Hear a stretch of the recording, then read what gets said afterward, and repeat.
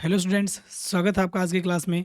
बच्चों, आज हम पढ़ने वाले हैं जो हमारे नाइन्थ क्लास का बायोलॉजी का जो चैप्टर है। आज हम वो स्टार्ट कर रहे हैं जिसका नाम है जीवन की मौलिक इकाई, जो आपका फिफ्थ चैप्टर है। तो आज वो हम पढ़ने वाले हैं।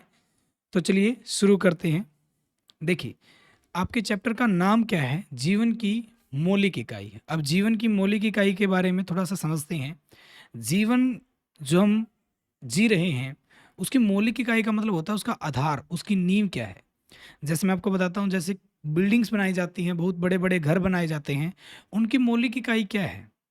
वो किस चीज़ से मिलकर बने हैं? उनकी वह छोटी से छोटी कौन सी इकाई है जिससे मिलकर वो बने हैं? वो होती है ईंट, ब्रिक जिसको हम बोलते हैं। तो ईंट जो है उसकी मौलिक इकाई कहलाती है। उसी तरह जो हमारे सजीव जितने भी हैं, जितने भी जीव हैं जो जीवित हैं, वो सारे के सारे छोटी छोटी किन्हीं चीज़ों से मिलकर बने हैं, और उसी को आज हम पढ़ने वाले हैं।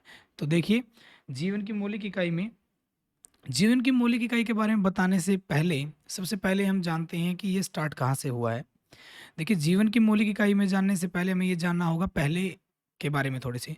1665 की बात है। 1665 में रॉबर्ट हुक नाम के एक साइंटिस्ट आए थे, जिन्होंने क्या बताया था, जिन्होंने अपना एक सूक्ष्मदर्शी बनाया। सूक्ष्मदर्शी होता है ना, जो जिससे हम देखते हैं किसी भी चीज़ को जूम करके, सूक्ष्मदर्शी बनाया।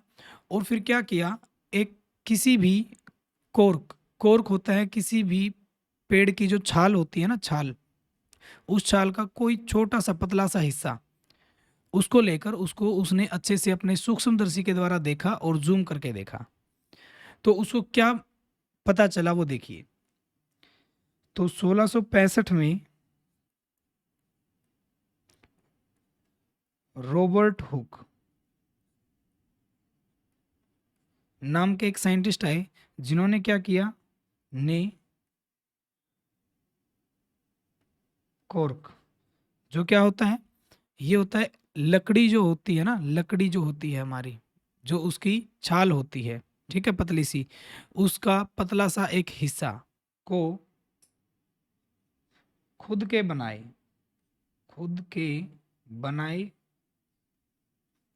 सूक्ष्मदर्शी थे से, सूक्ष्मदर्शी से देखा। अब उनका बनाया हुआ जो सूक्ष्मदर्शी था वो कुछ इस तरह का था, जो आपको दिखाई दे रहा है स्क्रीन के ऊपर। इस तरह का उसका सूक्ष्मदर्शी था। यहाँ पर उन्होंने उसको रखा कोर को, और यहाँ से उन्होंने उसको देखा। तो जब उन्होंने उसको जूम करके देखा तो उनको कुछ ऐसा चित्र दिखाई दिया, जो आपकी स्क्रीन के ऊपर ये दिख रहा है। ऐसा चित्र दिखाई दिया जिसमें उन्हें क्या मिला, उसमें उन्हें छोटे छोटे कोष्ठ मिले। क्या मिले? कोष्ठ, जिनको क्या बोला जाता है, कोष्ठ। इन कोष्ठ को बोला गया, ये जो छोटे छोटे कोष्ठ हैं, यानी कि छोटे छोटे कम बॉक्स की तरह दिखाई दिए, और इनको बोला गया, कोष्ठों को बोला गया कोशिका। क्या बोला गया? कोशिका, जिसको इंग्लिश में बोलते हैं सेल। उन्हें उनको क्या मिला, जैसे मधुमक्खी के जैसे मधुमक्खी का छत्ता दिख रहा है, इसमें जैसे छोटे छोटे होते हैं ना कोष्ठ, छोटे छोटे जो बॉक्स बने होते हैं, तो उस जैसा ही कुछ स्ट्रक्चर उनको दिखाई दिया, ऐसा ही कुछ दिखा वहां पर, और उन्होंने उसको नाम दिया कोष्ठ, और जिसको बोला गया कोशिका। क्या बोला गया? कोशिका। और इसको इंग्लिश में बोलते हैं सेल। सेल का मतलब क्या होता है? इसका मतलब होता है छोटा कमरा। क्या मतलब होता है? छोटा कमरा। जैसे मधुमक्खियों के छोटे छोटे कमरे होते हैं मधुमक्खियों के छत्ते के अंदर, उसी प्रकार छोटे छोटे जो है इसमें कमरे से दिखाई दिए, और जिनको क्या बोला गया, उनको बोला गया कोशिका, और ये सेल इंग्लिश में बोला जाता है। ठीक है, तो इसका यहीं से नाम पता चला कोशिका। अब जो ये कोशिका थी, जो ये इसको बोला गया, जैसे ये छोटे से कमरे को कोशिका बोला गया, यही हमारे जीवन की मौलिक इकाई कहलाती है। सभी जीव जंतु जितने भी जीवित प्राणी हैं, सारे इन कोशिकाओं से मिलकर बने हैं। तो वहां से ये बात पता चली। क्या पता चला? सभी जीवित प्राणी, ठीक है, जीवित प्राणी जो सांस लेते हैं, जो जिंदा रहते हैं, जो अपनी प्रक्रिया जारी रखते हैं, जो अपने जैसे और जीवों को जन्म देते हैं, वो सारे के सारे क्या करते हैं? सभी जीवित प्राणी इन्हीं कोशिका से मिलकर बने हैं, और यह और यह जीवन की मौलिक इकाई कहलाती है। क्या कहलाती है? मौलिक इकाई कहलाती है। ठीक है। तो क्या हुआ कि सभी जीवित प्राणी जितने भी थे वो सारे के सारे क्या पता चला इन्हीं कोशिकाओं से मिलकर बने हैं, और यही जीवन की क्या कहलाती है? मौलिक इकाई कहलाती है। जैसे मैंने आपको बताया हमारा आधार भी यही होगा, इन्हीं से हम मिलकर बने हैं। तो ये तो हो गया जो रॉबर्ट हुक ने बताया था। अब बात करते हैं कुछ और, इसको डीपली देखते हैं कि ये कोशिकाएं किस प्रकार होती हैं, इनके क्या क्या गुण होते हैं, वो सारा भी हम देखते हैं। तो आपको पता है कि हमारे जो जीवित जितनी भी हमारी यहाँ पर चीज़ें, जितने भी जीवित हैं चीज़ें हैं हमारी पूरे वर्ल्ड में, पूरे संसार में, इस धरती पर, तो उसमें जीव जंतु भी आते हैं और पेड़ पौधे भी आते हैं। तो पहले देखते हैं पेड़ पौधों में जो होता है। शाबाश। तो ये हो गया इसके बारे में। अब देखते हैं पादप की कोशिकाएं, जो पादप में कोशिकाएं होती हैं उनके बारे में देखते हैं। तो ये जो आपको दिखाई दे रहा है, ये एक प्याज की झिल्ली, जो प्याज होता है हमारा, अगर प्याज को काट कर उसके बीच वाली एक पतली सी झिल्ली होती है, उसको निकाल कर अगर उसको जूम करके देखा जाए तो वो कुछ ऐसी दिखती है। और ये है जो पेड़ की पत्ती जो होती है, उसको अगर जूम करके बिल्कुल देखा जाए तो वो कुछ ऐसी दिखती है। अब इन दोनों में ही जो कोशिका है उसके बारे में देखते हैं, क्योंकि हमने देखा कि किसी भी जीवित प्राणी के लिए, किसी भी जीव जंतु पेड़ पौधे के लिए जो जीवित है, उसके लिए जो मौलिक इकाई है वो कौन है? कोशिका ही है। तो यहाँ पर हमने क्या देखा, इसमें भी आपको दिख रहा होगा, ये जो आपको दिख रही हैं यहाँ से, ये जो बॉक्स बने हुए आपको दिख रहे हैं कमरे से, यही क्या कहलाते हैं? यही क्या कहलाती है? हमारी कोशिका कहलाती है। क्या कहलाती है? कोशिका। तो इनको बोला जाता है कोशिकाएं। ठीक है। अब इस कोशिका में बीच में आपको दिख रहा होगा हर जगह पर, थोड़ा हल्का है इसमें, हर जगह पर आपको बिंदु से दिख रहे होंगे। ये जो बिंदु होते हैं इनके अंदर, ये कहलाते हैं केंद्रक। क्या कहलाते हैं? ये केंद्रक कहलाते हैं। क्या कहलाते हैं आपके? ये केंद्रक कहलाते हैं। जो किसी चीज के बीच में होता है उसको बोलते हैं केंद्रक। तो ये केंद्रक कहलाते हैं। और ये हो गई हमारी कोशिकाएं, ये केंद्रक कहलाते हैं। और इनके जो बीच में जो ये खाली जगह बच जाती है, इसमें भरा होता है, ये खाली नहीं होती है, इसमें भरा होता है कोशिका द्रव। क्या भरा होता है? कोशिका द्रव भरा होता है। एक लिक्विड भरा होता है, कोशिका द्रव भरा होता है। तो ये हमने देखा प्याज की झिल्ली में। उसी तरह अगर हम इसमें देखें, जो पेड़ की पत्ती है, इसके अंदर अगर थोड़ा सा ध्यान से देखें तो आपको दिख रहा होगा यहाँ पर, ये जैसे यहाँ पर एक छोटा छोटा, हमने छोटे छोटे बॉक्स से दिख रहे हैं। ठीक है। और इनके बीच में क्या है? केंद्रक है। तो ये तो कहलाते हैं केंद्रक। और इनके बीच की जो खाली जगह है उसको बोलते हैं कोशिका द्रव। और ये क्या कहलाती हैं? ये सारी क्या कहलाती हैं? कोशिकाएं कहलाती हैं। तो ये सारी की सारी हमें देखने को मिला, जो पादप में अगर किसी भी पेड़ पौधे की, अगर किसी भी प्रकार के किसी भी अगर हम हिस्से को अगर जूम करके बिल्कुल अच्छे से देखेंगे तो हमें ये दिखेगा कि वो सारी की सारी कोशिकाओं से मिलकर बनी हैं। और वो कोशिकाएं जो हैं उनमें क्या होता है, वो एक कमरे की तरह होती हैं, बंद कमरे की, जैसे एक छोटा सा कमरा होता है, एक बॉक्स की तरह होती हैं। और उसके बीच में एक क्या होता है? केंद्रक, जिसको हम बोलते हैं एक पॉइंट, एक ऐसा बिंदु होता है जिसको हम बोलते हैं केंद्रक। और उसके जो बाहर से जितना भी हिस्सा बच गया, जो हमें खाली दिखाई देता है, वहां पर भरा होता है कोशिका द्रव। तो ये हो गया उस कोशिका के बारे में। समझ में आया? आगे बढ़ते हैं। तो ये तो था पादप में कोशिकाएं, जो कुछ कोशिकाएं मैंने आपको बताई है पादप में। अब हम पढ़ते हैं जंतु में जो कोशिकाएं होती हैं, जंतु कोशिकाएं जो कौन कौन सी होती हैं वो देखते हैं। अब जैसे जंतु क्या हो गए? जैसे जंतु हम मानव हो गया, हम जो हैं हाथी, चींटी आदि, ये सारे जीव जंतु हैं। तो इन जीव जंतुओं में जो कोशिकाएं होती हैं उनके बारे में देखते हैं। ध्यान से देखिए, जो पहली कोशिका आपको दिखाई दे रही है ये कहलाती है रक्त कोशिका। रक्त कोशिका वो कोशिका है जो हमारे ब्लड को बनाती है, यानी जो हमारा खून है वो ऐसी कोशिकाओं से मिलकर बना है। देखिए हर एक चीज किसी न किसी चीज से मिलकर बनी है, छोटी से छोटी चीज से मिलकर बनी, जिसे हम कोशिका बोलते हैं। अब वो कोशिकाएं अलग अलग होंगी क्योंकि सबके जो स्ट्रक्चर हैं, शेप है, साइज है, यानी सबके आकार, उनकी प्रकृति सब अलग अलग है। तो उनके जो भाग होंगे उनकी प्रकृति भी अलग अलग होगी, कार्य भी अलग अलग होंगे, तो उनकी बनावट भी अलग अलग होती है। और इसी प्रकार जो उनकी कोशिकाएं हैं, जो उनकी मौलिक इकाइयां हैं, वो भी कुछ अलग अलग ही प्रकार की होती हैं, लेकिन उनके गुण जो हैं वो कुछ कुछ एक जैसे ही मिलते हैं, जो कि क्योंकि सारी की सारी कोशिकाओं में वही गुण होता है जो दूसरी कोशिका में होता है। तो ये तो होगी हमारी रक्त की कोशिकाएं। ये कहलाती हैं अस्थि कोशिकाएं। अस्थि जो हमारी हड्डियां होती हैं, जो हमारा अस्थि पिंजर, जो हमारा पूरा का पूरा शरीर जिस ढांचे पर खड़ा है, जो हड्डियों के अंदर जो कोशिका होती है वो इस प्रकार की कोशिकाओं से मिलकर बना होता है। तीसरा है पेशी कोशिका। अब आपको दिख रहा है पेशी कोशिका, जैसे हमारी मसल्स हैं, जो हमारी मसल्स पेशियां जो होती हैं वो सारी ऐसी कोशिकाओं से मिलकर बनी है। ये उनकी मौलिक इकाई कहलाती है। सारी कोशिकाएं जो जो पेशियां हैं वो इस तरह प्रकार की कोशिका से मिलकर बनी है, पेशी कोशिका जिसको बोलते हैं। ये होती है तंत्रिका कोशिका। ये कोशिका हमारे शरीर में बहुत, जो सबसे बड़ी जो कोशिका होती है वो यही होती है, तंत्रिका कोशिका। हमारे शरीर में जो सबसे बड़ी कोशिका है यही होती है, तो इसको बोलते हैं तंत्रिका कोशिका। उसी प्रकार यहाँ पर है हमारी वसा कोशिका, जो हमारा तंत्रिका है ना, पूरे तंत्र को जो बनाती है। वसा कोशिका, वसा कोशिका होती है जो हमारी चर्बी जो होती है, ठीक है, जो चर्बी जो होती है वसा कोशिका उसमें होती है, और वो जितनी भी चर्बी जो है, जितनी भी वसा का जो भाग बनाया गया है वो सारा ऐसी कोशिकाओं से मिलकर बना होता है, ठीक है।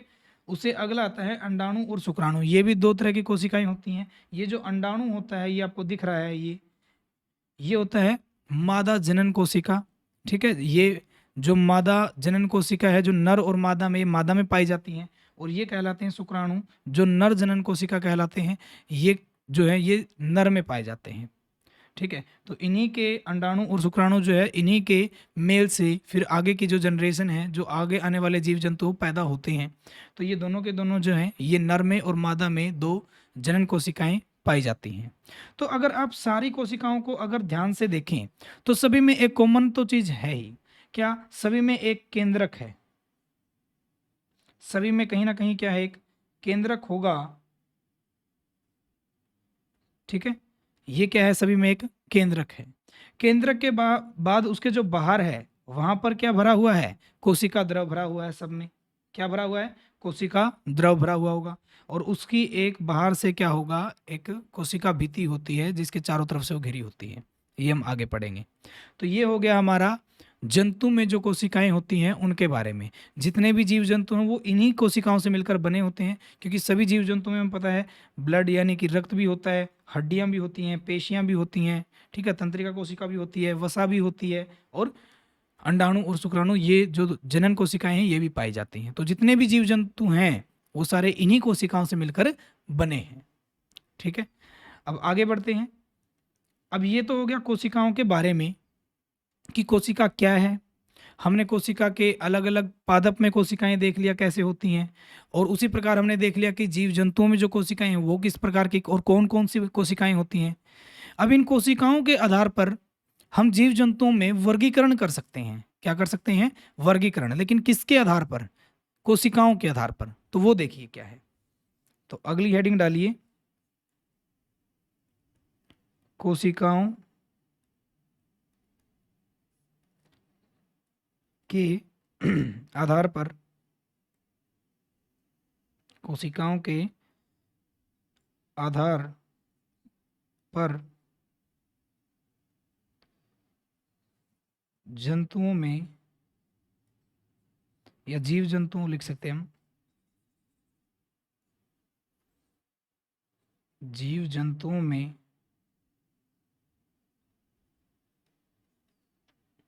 वर्गीकरण। बांटते हैं उनको कि किस प्रकार बांटा जाएगा, किसको, जो कोशिकाओं के आधार पर जीव जंतुओं का वर्गीकरण कैसे किया जाता है। देखिए दो प्रकार के जीव जंतु होते हैं कोशिकाओं के आधार पर। एक होता है एक कोशिकीय जीव जंतु, और एक होते हैं बहुकोशिकीय जीव जंतु। एक कोशिकीय जीव जंतु और बहुकोशिकीय जीव जंतु में क्या अंतर है वो देखते हैं। तो पहला तो होता है एक कोशिकीय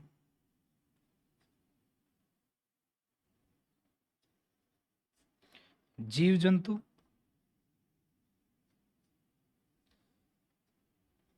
और एक होता है बहुकोशिकीय बहुकोशिकीय जीव जंतु।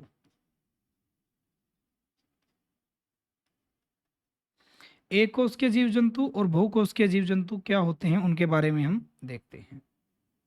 तो देखिए, एक कोशिकीय जीव जंतु ऐसे जीव जंतु जो एक ही प्रकार की कोशिका से मिलकर बने हैं, उनमें सिर्फ एक ही कोशिका होती है।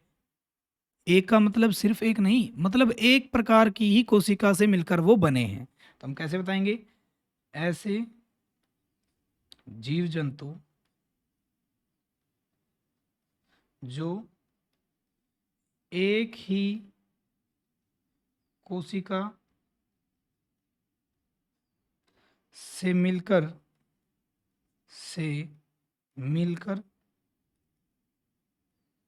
बने होते हैं, एक कोशिकीय जीव जंतु कहलाते हैं। एक कोशिकीय जीव जंतु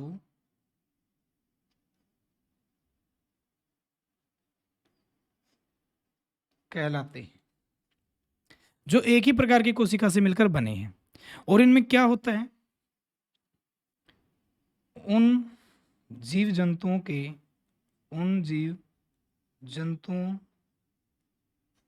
के सभी कार्य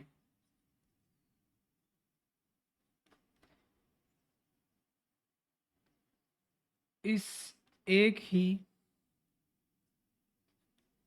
कोशिका, जो एक ही प्रकार की कोशिका है, के द्वारा किए जाते हैं, के द्वारा किए जाते हैं।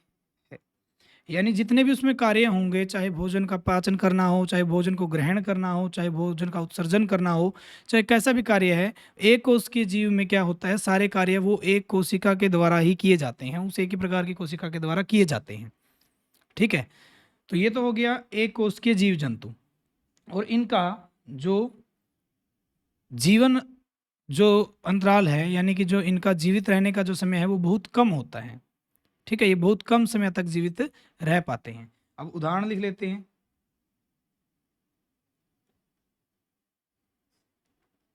उदाहरण हो गया जैसे अमीबा,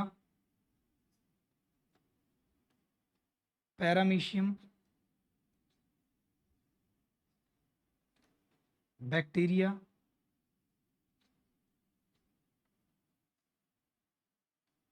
आदि।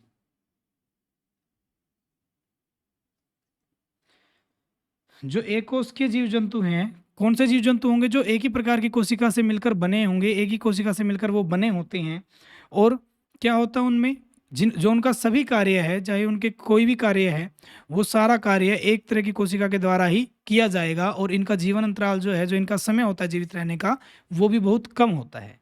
उदाहरण हो गया अमीबा, पैरामीशियम हो गया, या बैक्टीरिया जो होते हैं, ये सारे एक कोशिकीय जीव जंतु कहलाते हैं। ठीक है, इनके जो आप अच्छे से इनको पढ़ोगे 10th क्लास में जाकर कि कैसे ये भोजन ग्रहण करते, कैसे जीवित रहते हैं, ये सारा कुछ आप आगे पढ़ने वाले हो। ठीक है, तो ये तो हो गया एक कोश के जीव जंतु के बारे में। अब बात करते हैं बहुकोश के जीव जंतु।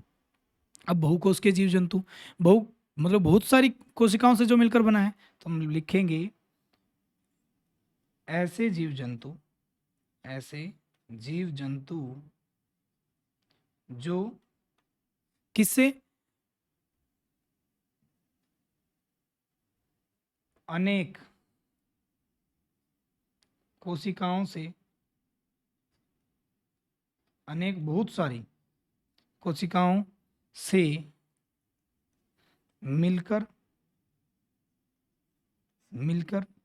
बने होते हैं। ऐसे जीव जंतु जो अलग अलग बहुत सारी अनेक कोशिकाओं से मिलकर बने होते हैं, बहुकोशिकीय जीव जंतु कहलाते हैं।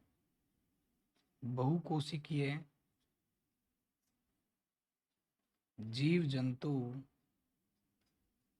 कहलाते हैं,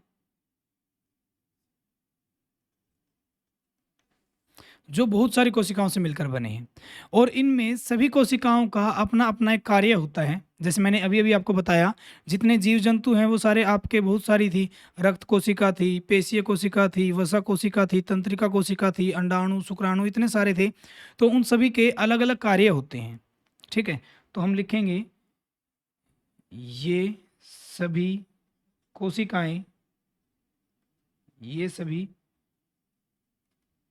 कोशिकाएं या इन सभी कोशिकाओं के, इन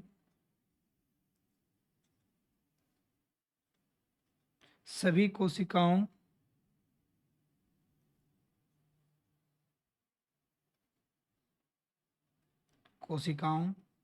के भिन्न भिन्न कार्य होते हैं, भिन्न भिन्न कार्य होते हैं। ठीक है, और इनकी जो जीवन की जो संरचना है, या फिर हम जिसको बोल सकते हैं कि इनकी जीवित रहने का जो समय है वो बहुत लंबा होता है। ये काफ़ी लंबे समय तक जीवित रहते हैं। ठीक है, उदाहरण हो गया जैसे मानव, हाथी, चींटी आदि, और भी बहुत सारे आप दे सकते हो। जितने भी हमारे जानवर हैं, जितने भी और अन्य कोई भी जीव जंतु ऐसा है जो बहुत सारी कोशिकाओं से मिलकर बना है। ठीक है, तो ये हो गया हमारा कोशिका के आधार पर जीवों का वर्गीकरण। कि एक तो होता है एक कोशिकीय जीव जंतु और एक होते हैं बहुकोशिकीय जीव जंतु। एक कोशिकीय तो वो होंगे जिनमें एक ही प्रकार की कोशिका पाई जाती है, सारा कार्य भी उनका एक ही प्रकार की कोशिका के द्वारा किया जाएगा, और वो जीवन यापन भी उस एक ही प्रकार की कोशिका के द्वारा करेंगे, और उनका जीवन यापन का जो समय है वो बहुत कम होता है। और उदाहरण हमने दिया बैक्टीरिया, पैरामीशियम या अमीबा हम दे सकते हैं। बहुकोशिकीय जीव वो होते हैं जो बहुत सारी यानी कि अनेक कोशिकाओं से मिलकर बने होते हैं, और ये सभी कोशिकाएं अपने अपने कार्य, मतलब इनका जो कोशिकाओं का अपना अपना एक अलग अलग कार्य होता है, और उसी के अकॉर्डिंग ये सारी काम करती हैं। ठीक है, और इन्हीं से मिलकर हमारा पूरा शरीर जो है वो बना होता है। और इनका जो जीवन का जो एक समय है, मतलब जीवित रहने का जो एक समय है वो बहुत ज़्यादा होता है ऐसे जीव जंतुओं का। और उदाहरण हो गया मानव हो गया, हाथी हो गया, चींटी हो गया, या और हो गया पशु पक्षी कोई भी, तो वो सारे ऐसे ही हैं। समझ में आया? तो ये हो गया। अब जैसे बात करते हैं कि इनके अलग अलग कार्य के, जैसे हम यहाँ देखते हैं कि जो रक्त कोशिका वो रक्त बनाएगी, अस्थि कोशिका है वो हड्डियों में होगी। तो ऐसा थोड़ी ना कि ये कोशिका हमारी रक्त बना दे और ये कोशिका हमारी इसमें हो। ठीक है, अंडाणु शुक्राणु होंगे तो वो हमारे जनन कोशिकाएं हैं। अब इनसे कोई जनन जो है कार्य नहीं किया जा सकता, तो उनसे जनन कार्य किया जाता है। उसी प्रकार अगर हम देखें पेशी कोशिकाएं, जितनी भी हमारी पेशियां होती हैं, जितनी भी हमारी मसल्स बनी होती हैं, वो इन्हीं से मिलकर बनी होती हैं। ठीक है, तो उनका अलग अलग अपना एक कार्य होता है, तो उसी के अकॉर्डिंग वो अपना अपना कार्य करती है। तो ये आज हमने देखा है कोशिका क्या थी। ठीक है, कोशिका के बारे में, बाद में कोशिका को देखा, फिर हमने जंतुओं में कोशिका को देखा, और फिर जंतुओं में, जीव जंतुओं में वर्गीकरण देखा कोशिकाओं के आधार पर। तो आज हमने इस सारे के बारे में पढ़ लिया है। तो बाकी हम करेंगे अगले लेक्चर में। आज के लिए इतना ही, धन्यवाद।